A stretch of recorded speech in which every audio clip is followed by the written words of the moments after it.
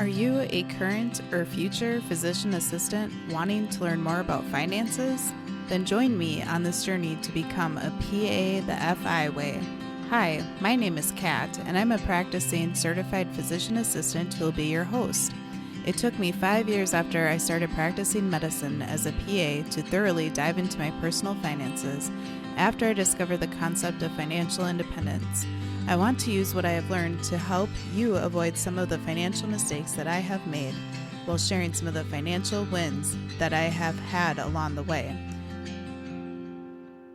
Join me as we discuss financial strategies to guide you to becoming a physician assistant on the way to financial independence.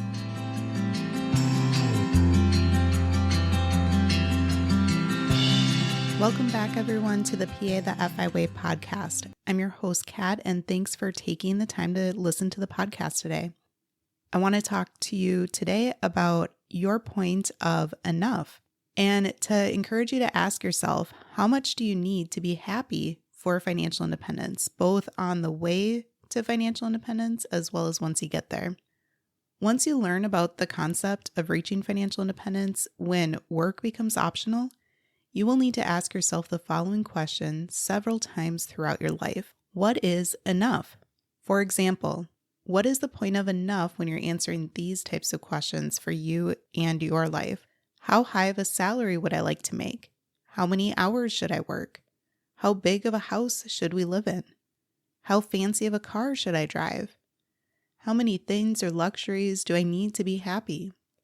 How much time am I spending with my family and friends? How much money could my family and I live on per year currently? And how much money could my spouse and I live on once we no longer work? It's important to recognize that your current answers to these questions may be different than your future answers down the road. Checking in with yourself and your spouse throughout your life is always a good idea. But let's discuss how you can start thinking about how to define your point of enough in different areas of life. Let's first review why defining enough is important. In one of my favorite books about finance, The Psychology of Money, the author Morgan Housel states that the hardest financial skill is getting the goalpost to stop moving. Although we can all recognize the benefits of being hardworking and ambitious, we need to define our point of enough for us so we can recognize when we have reached that point and not overextend ourselves to not only prevent burnout, but to actually prevent us from also getting into trouble from taking on unnecessary risk. For example, Morgan Housel shares stories in his book of how successful people have earned hundreds of millions of dollars, but then they find themselves getting caught up in illegal schemes and activities to try to earn more, trying to reach for billions of dollars, thus getting them into legal trouble. Sometimes you can even get into financial trouble. If you are finding yourself wanting more and more money, sometimes perhaps greedily, maybe you're finding yourself trying to invest in risky investments and perhaps losing your money. I'm not implying that if you cannot define enough for you, that you will for sure end up in prison by any means. I mean, I sure hope not. But I'm encouraging you to really think about the point where you'll be satisfied so you can be content with what you have and not constantly be striving for more and more instead of enjoying what you have. If you do not define enough for you and your family, you risk undue stress, time away from your loved ones, time away from your hobbies and passion projects, and perhaps even rocky relationships. You may find yourself spending all of your time working at a job to pay for the fancy house that you can't even take the time to enjoy and relax in. So what is enough money for most? The point of enough for a salary has been studied and debated. Back in 2010, there was a study done by Kahneman and Deaton that found that higher household incomes led to more emotional well-being and thus less stress, worry, and sadness. However, this positive effect was interestingly only found up to a certain income threshold. After a certain income amount, the positive benefit didn't necessarily increase. So what was that income amount that seemed to be the sweet spot? It was $75,000 in the year of 2010, which adjusted for inflation today would be roughly around $102,000. For us PAs working in medicine, this is a very attainable amount for most of us. However, a study by Killingsworth released in 2021, refuted those previous findings. This study found that higher incomes actually did correlate with participants feeling better overall and more satisfied with their lives. The findings in the study indicate that feeling as though you're in control of your life may help explain why higher income may contribute to higher happiness. If you think about it, earning more can make you feel like you have more control over your life and where your money goes. If you're living paycheck to paycheck, you don't have much control. Most of your money is probably going towards your bills. In the book, Your Money or Your Life, the author Vicki Robin shares that she and her fellow author Joe Dominguez would perform an exercise at their seminars where they would ask the attendees how happy they are on a scale of 1 being miserable up to 5 being joyous. And the number 3 would mean that the attendees can't complain with their lives. They found that the average score was 2.6 up to 2.8. No matter the income level or the net worth of the participants. So overall, the findings were that the attendees were overall pretty unhappy, no matter their income. Additionally, when the participants were asked how much of an income would make them happy, their replies were 50% to 100% more than what they are currently earning, no matter the amount. So what does all of this mean? Well, as with many studies and data in life that we encounter, the results are a bit conflicting. For many, earning a bit more likely will help with some of their overall happiness, but there's also likely a certain threshold at a certain point that you need to find yourself at the point where you stop moving your goalpost, meaning that you're not trying to earn more throughout your life. I'd also venture to say that those who earn a lower to a modest income could still have a good level of happiness if they develop healthy financial habits to the point where they feel in control of their finances and their lives overall. After all, a study done by Dave Ramsey showed that the profession of teachers is one of the top 5 careers of millionaires. So if a lot of millionaires are actually teachers, you earning a 6-figure income as a PA should be able to become a millionaire throughout your lifetime as well. Next, let's talk about the fulfillment curve when it comes to defining enough. So the fulfillment curve is another concept that's discussed in the book, Your Money or Your Life. I'll make sure to include links to both Your Money or Your Life as well as The Psychology of Money in the show notes for today's episode, so you can read the books or listen to audio format if you prefer. And then for today's episode on Instagram as well as over on Facebook, both can be found at PA the FI Way. I will include a picture of the fulfillment curve for you. But with this curve, on the axis going from left to right, that's the amount of money spent. And then the axis going from the bottom to the top, that's fulfillment. And what this curve shows is that it has 3 different points along it. And the first point that you come to is called survival.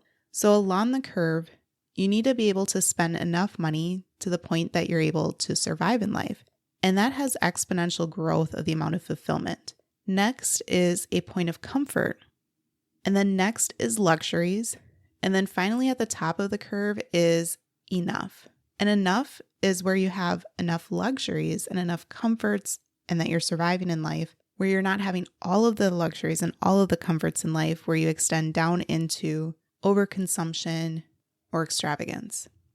So let's break these points down a little bit further. So the first point that you come up to along the fulfillment curve is survival. The purchases or things that help you to survive have the highest bang for your buck in terms of the fulfillment that they provide you. For example, having enough money to buy food, clean drinking water, clothing, and basic shelter will bring much fulfillment to your life. The next point up on the curve is comforts.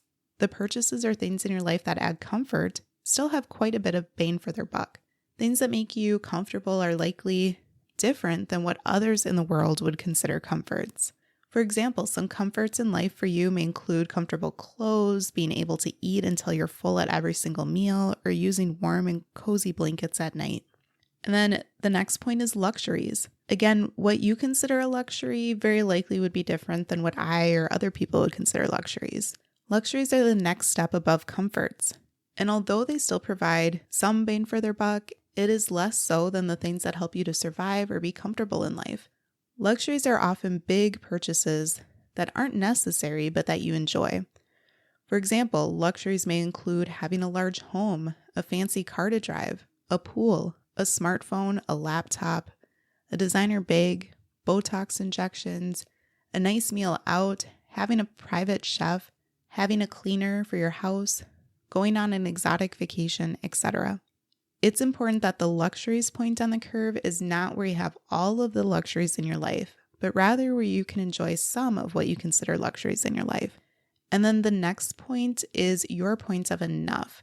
This is the sweet spot between having things and enjoying experiences in life that bring you happiness without extending into extravagance and overconsumption. This is where you have plenty of things to help you survive and feel comfort while enjoying a few luxuries in your life. And then the point of enough is at the top of the curve. On the right side of the curve, where the more money you spend, the right side of the curve starts to trend downward for your fulfillment. So this is the point past enough and where you start to enter the territories of extravagance and overconsumption. For many, it can look like having too much clutter and complexity in life and can become a difficult hassle. I understand the motto, buy nice or buy twice, because that can be true for a lot of things in life. But have you also noticed that sometimes the fancier the gadgets you have, the more things can break or go wrong? Sometimes you can find yourself spending more and more money on these luxuries. Once you reach any points past the point of enough, your fulfillment actually starts to drop. You start to become more stressed, you no longer appreciate what you have, and your dissatisfaction in life can start to increase. So how does your definition of enough relate to financial independence? Once you're able to define enough for you, your spouse, and your family, you're able to evaluate how you're doing on the way to FI. Are you feeling like you need to increase your salary more to reach financial independence sooner? Or are you able to cut back on your hours and income because you're content with where you are on your journey? Or maybe you are asking yourself if you can downsize different luxuries in your life, such as your big giant home, your fancy car, or some of your possessions that you may not really need. In America, we are trained and formed to be consumers essentially since we are toddlers. I mean, have you ever watched the commercials that air during cartoons? We're being sold things in the American dream to keep up with the Joneses all the time. If you are a spender instead of a saver in general, it could be more challenging to fight the urge not to spend your hard-earned money on more and more things. Choose to buy your future freedom instead. Figure out your point of enough for you currently on your way to financial independence, as well as what enough will look like once you get to that point. If you are able to live on less once work becomes optional for you, your financial independence date may just be closer than you think. Thanks for taking a listen to today's episode, and I want to remind you that I am collecting stories and feedback from you about what you have found helpful in the year of 2022 and what financial wins that you have had. At the end of the year 2022, I'm going to release an episode where I celebrate your financial wins with you. So if there is anything that you are proud of yourself for doing, or a certain financial milestone that you have reached this year, or a certain podcast episode that you have found helpful, please reach out to me and tell me your story. You can reach out on Instagram at PATheFIWay, or send a message through Facebook, or you can email me at PATheFIWay@gmail.com.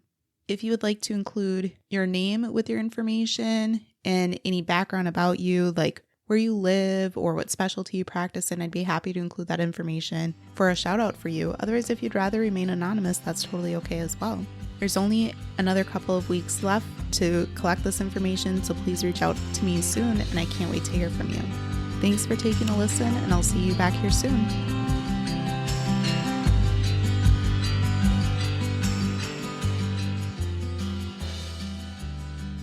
Thank you for tuning in, and I hope that you decide to continue to join me along this journey of becoming a PA the FI way.